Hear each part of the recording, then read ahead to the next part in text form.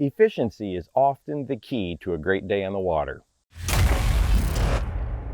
It's almost scary to think about how often our lures are not working for us. If we really knew the percentage, it might be a little bit terrifying. So many times our baits are buried up in vegetation or silt and the bass cannot see them at all. Other times we get them hung up on something and ruin an entire presentation, or we're bringing our lure back, think that we're doing great, and then there's some moss or a little piece of vegetation hanging off of it. The end result is an inefficient presentation, and odds are that entire cast was wasted.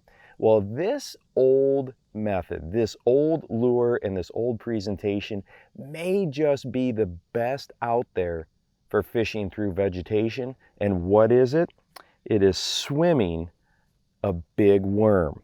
Now this here happens to be a 7-inch ribbon tail worm. I like the ribbon tails for swimming, but some of the reasons this is such a highly efficient presentation is because of the slender profile. It slides right through the vegetation with little effort and rarely gets hung up. Now a couple of tips that we can do to make this more efficient is, one, when I'm swimming a big worm, I like to have a really small worm weight on here. I find that it does a better job of coming through the weeds than if I have a great big one. And the other thing that I like to do, this is actually an offset worm hook as opposed to a great big EWG.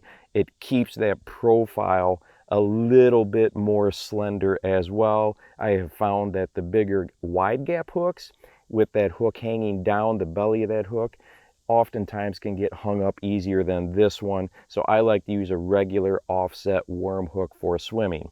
Now, the key part going through the vegetation is that water displacement. And this goes whether you have clear water lakes or dirtier water lakes. We want the bass to use that lateral line to be able to pick up where that lure is.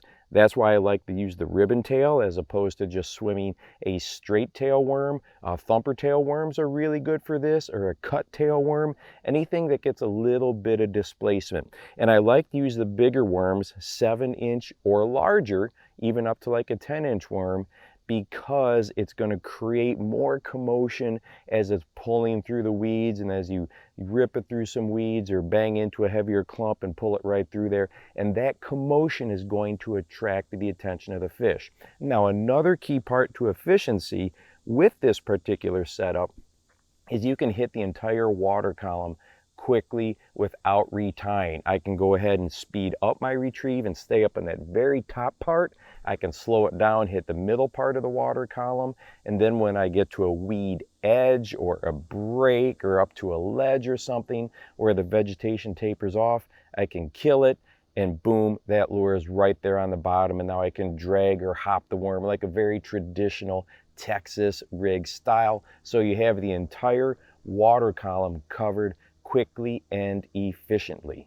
And this may just be my favorite part about this presentation, is it's definitely fallen out of favor. You just don't see a lot of anglers doing this, and those dedicated die-hard anglers that do swim a big worm will probably tell you, don't let that out of the bag. If you're going out on a super busy weekend and you're heading down the shoreline or fishing around some docks and stuff, I can almost guarantee you're probably the only one that is swimming a worm. Well, if that bass has not seen a lure a million times in the weekend, your odds of success just definitely went up.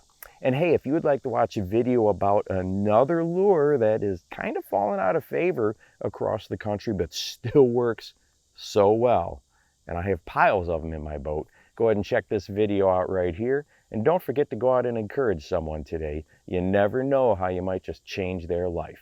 For the Bass Fishing Life, I'm your host, Steve Rogers.